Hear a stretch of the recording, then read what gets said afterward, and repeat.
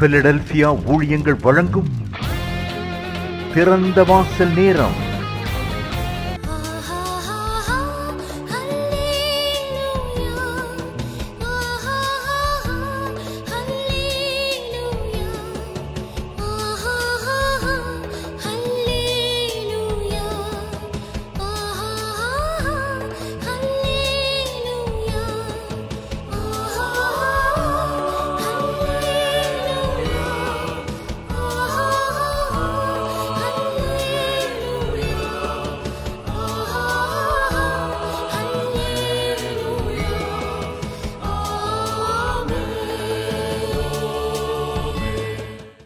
ஆண்டவரும் இரட்சகருமாகிய இயேசு கிறிஸ்துவின் நாமத்தினாலே பிலதெல்பியா ஊழியங்களின் சார்பாக தேவ பிள்ளைகள் உங்கள் ஒவ்வொருத்தரையும் நாங்கள் இந்த நேரத்தில் அன்போடு வாழ்த்துகிறோம். கர்த்தர் உங்களையும் உங்களுடைய காரியங்களையும் கர்த்தர் ஆசீர்வதிப்பாராக. ஆண்டவராகிய கர்த்தர் சொல்லியிருக்கிறார், நீ கையிடும் வேலைகளெல்லாம் உன் தேவனாகிய கர்த்தர் உன்னை ஆசீர்வதிப்பார் என்ற வேத வசனத்தின்படி உங்களுடைய கையின் பிரயாசங்களை வேலைகளை கர்த்தர் ஆசீர்வதிப்பீராக. இந்த நாளிலும் நாம் பார்க்க போகிறோம், நமக்கு ஏன் உபத்திரவம் வருகிறது என்று நாம் வேதத்திலிருந்து நாம் பார்க்க போகிறோம். இன்றைக்கு இந்த உலகத்தில் எப்படிப்பட்ட ஜனங்கள் யாராக இருந்தாலும் அவருடைய வாழ்க்கையில் பிரச்சனை இல்லாமல் ஒருவரும் இருப்பது கிடையாது.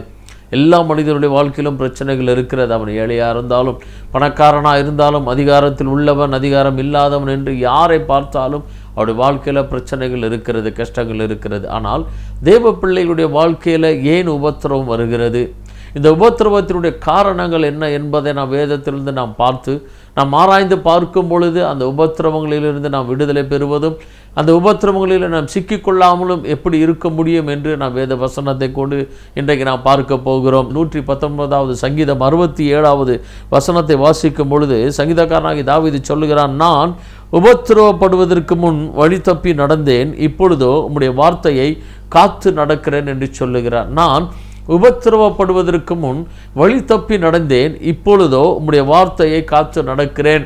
இந்த உபத்திரவம் ஏன் வந்தது என்று பார்க்கும் பொழுது, ஒரு வழி தப்பி போன ஒரு வாழ்க்கை இருக்கும் பொழுது அந்த நேரத்தில் உபத்திரவங்கள் வருகிறது என்று நாம் வேதத்தில் பார்க்கிறோம். தாவீது சொல்லுகிறார், நான் உபத்திரவப்படுவதற்கு முன் வழி தப்பி நடந்தேன். ஏன் எனக்கு இந்த உபத்திரவம் வந்ததென்றால், இந்த உபத்திரவத்திற்கு முன்பாக நான் வழி தப்பி நடந்தேன். என் ஆண்டவர் கொடுத்த வழியில் நான் நடக்கவில்லை. என் வேத வசனத்தின்படி நான் நடக்காமல் போனபடினால, நான் வழி தப்பி போனபடினால எனக்கு இந்த உபத்திரவம் வந்தது. எல்லா பிரச்சனைகளுக்கும் காரணத்தை நாம் கண்டுபிடிக்க வேண்டும். நம்முடைய வேத வசனத்தை கொண்டு தான் நம்முடைய வாழ்க்கையை நாம் ஆராய்ந்து பார்க்க வேண்டும். நம்முடைய வாழ்க்கையில் என்ன நடந்து கொண்டு இருக்கிறது, என்ன நடக்கப் போகிறது என்பதை நாம் அறிந்து கொள்ள வேண்டும் என்றால் கர்த்தருடைய வசனத்தை நாம் பார்க்கும் பொழுது மாத்திரமே அந்த வெளிச்சத்தில், கர்த்தருடைய வசனத்தினுடைய வெளிச்சத்தில் தான் நமக்கு எல்லாம் சரியாக தெரிய ஆரம்பிக்கிறது.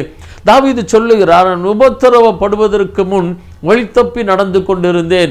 எனவே இந்த உபத்திரவம் என்னுடைய வாழ்க்கையில் வந்தது, இப்பொழுதோ உம்முடைய வார்த்தையை காத்து நடக்கிறேன். இப்போ இந்த உபத்திரவத்திற்கு அப்புறமாக நான் உணர்ந்து கொண்டேன், இப்பொழுது நான் கர்த்தருடைய வார்த்தையை காத்து நடக்கிறேன் என்று சொல்லுகிறான்.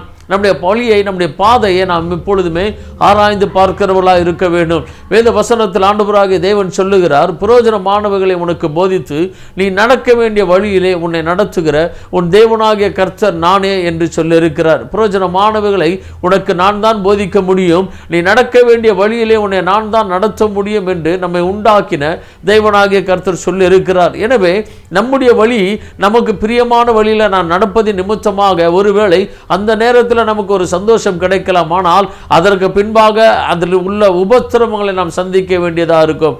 ஆனால் நம்முடைய வழியை கர்த்தரிடத்தில் ஒப்புவிக்கும் பொழுது அவர் நம்முடைய காரியங்களை வாய்க்க பண்ணுவார் என்று வேதத்தில் வாசிக்கிறோம்.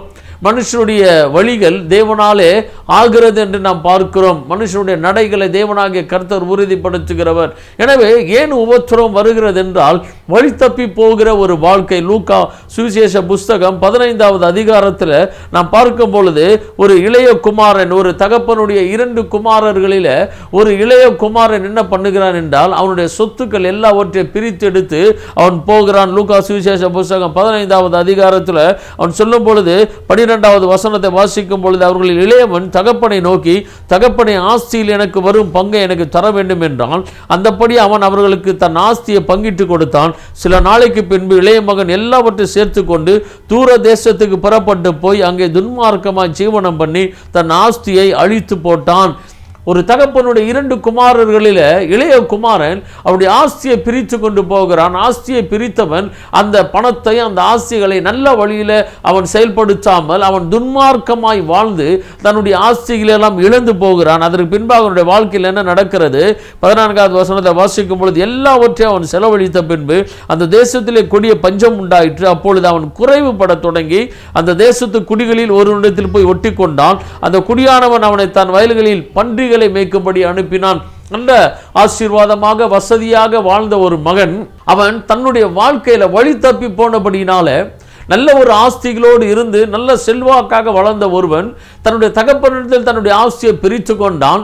ஆஸ்தியை பிரித்தவன் அந்த ஆஸ்தியை பெருகும்படியாக நன்ற ஒரு வியாபாரத்தை செய்திருந்தால் அவனுடைய வாழ்க்கை ஆசீர்வாதமாக இருக்கு. ஆனால் அவனோ வழி தப்பி போக ஆரம்பித்தான், துன்மார்க்கமாய் வாழ ஆரம்பித்தான். கெட்ட நண்பர்களோடு இணைந்து தன்னுடைய ஆஸ்திகள் எல்லாம் அவன் எல்லாவற்றையும் அழித்து போட்டான். கடைசியில் அவனுக்கு பன்றிகளை மேய்க்கக்கூடிய ஒரு வேலை கிடைத்தது. அவனுடைய பசி நிமித்தமாக அவனுக்கு பன்றிகளை மேய்க்கும்படியாக ஒரு வேலை கிடைத்தது. ஆனால் என்ன நடக்கிறது? ஏன் இப்படிப்பட்ட உபத்திரம் அவனுடைய வாழ்க்கையில வந்தது என்றால், அவன் வழி தப்பி போனபடினால, அவனுக்கு எல்லா வசதிகளும் இருந்து எல்லா ஆஸ்திகளும் இருந்து அவன் வழி தப்பி போனபடினால அவன் பன்றிகளை மேய்க்கக்கூடிய ஒரு மோசமான நிலைமைக்கு, ஒரு உபத்திரவத்திற்கு அவன் தள்ளப்பட்டான். அப்பொழுது என்ன நடக்கிறது? அவனுக்கு புத்தி தெளிகிறது. 17வது வசனத்தில் வாசிக்கும் பொழுது, அவனுக்கு புத்தி தெளிந்த போது அவன், என் தகப்பனுடைய கூலிக்காரர் எத்தனையோ பேருக்கு பூர்த்தியான சாப்பாடு இருக்கிறது, நானும் பசியினால் சாகிறேன் என்று சொல்லுகிறான். கடைசியில் பசியினால் சாகக்கூடிய அளவுக்கு அவனுடைய உபத்திரவம் பெருகிவிட்டது. அவன் வழி தப்பி போனபடினால கடைசியில் அவன் எல்லாவற்றையும் இழந்து தன்னுடைய ஜீவனையும் இழக்கக்கூடிய கடைசி நேரத்தில் அவன் வந்து கொண்டிருக்கிறான். ஏன் இந்த உபத்திரவம் அவனுக்கு வந்தது?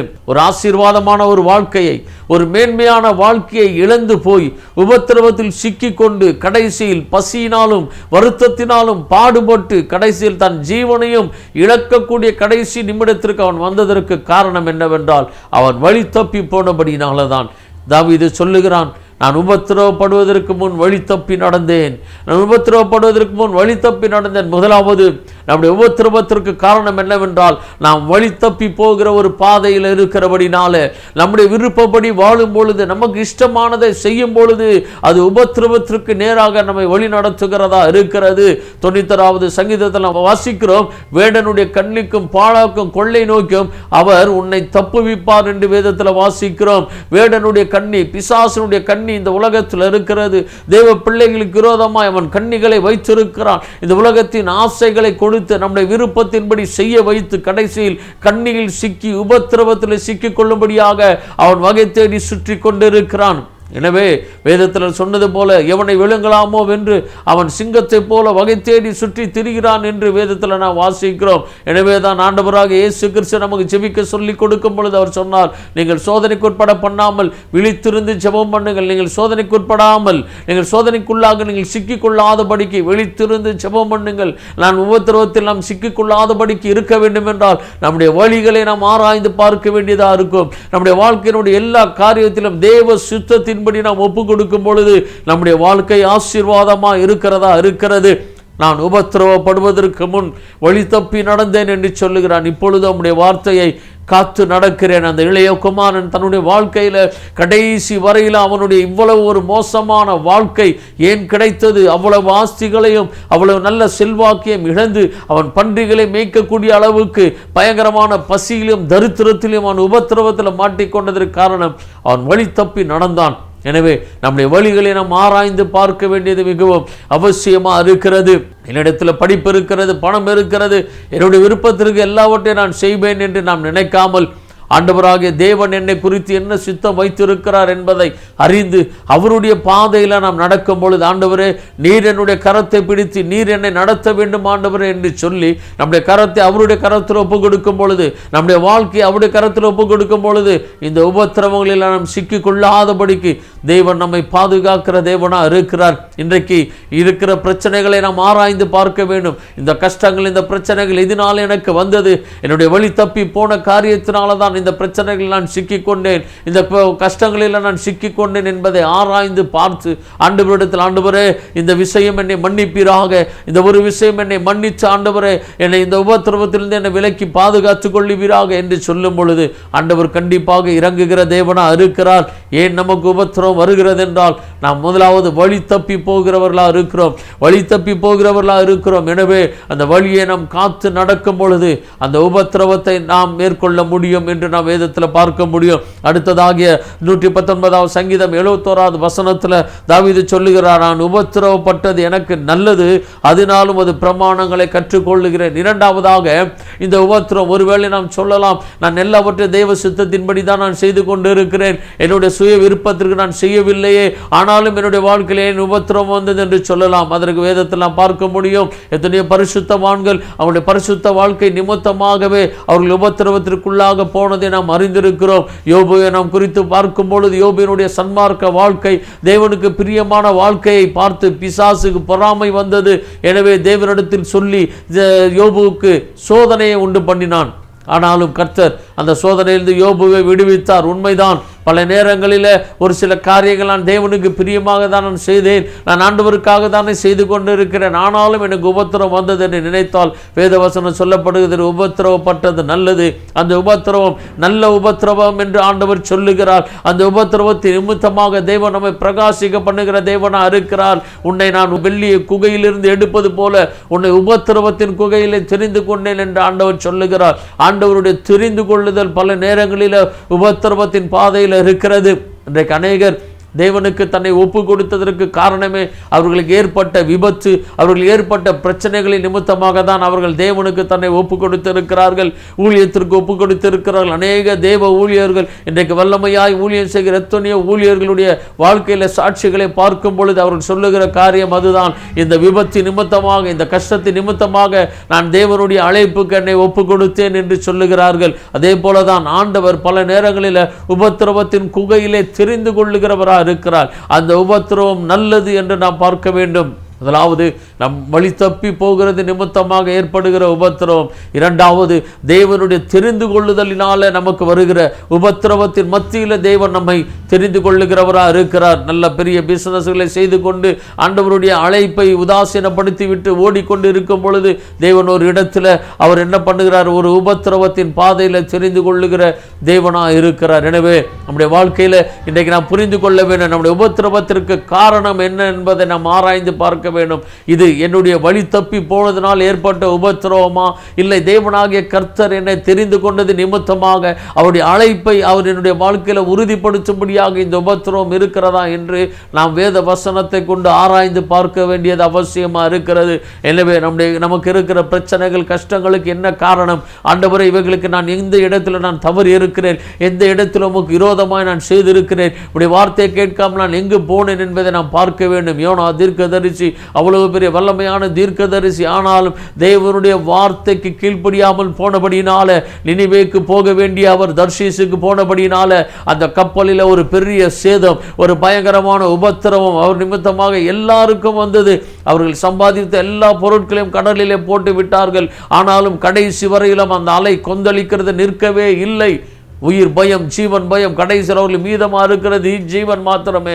கடைசியில் பார்த்தால் யோனாவினுடைய ஒரு கீழ்ப்படியாமை அத்தனை பேருக்கு ஒரு உபத்திரவத்தை கொண்டு வந்தது. அது மாத்திரமல்லாமல் யோனாவையும் கடலில் தூக்கி போடும் பொழுது 3 நாட்கள் மீனின் வயிற்றில் அவர் இருந்த பொழுது பயங்கரமான உபத்திரவம். அந்த மீனின் வயிற்றில் இருப்பது சாதாரணமான விஷயம் அல்ல. அவ்வளவு ஒரு வேதனை ஏன் உண்டானது என்றால் தேவனுடைய வார்த்தைக்கு கீழ்ப்படியாமல் போனபடினாலே. நமக்கு ஏன் உபத்திரம் வருகிறது என்பதை நாம் வேத வசனத்தை கொண்டு நாம் ஆராய்ந்து பார்க்க வேண்டும். ஆண்டவரே, நான் கீழ்ப்படியாமல் போகிறபடினால எனக்கு உபத்திரம் வருகிறதா?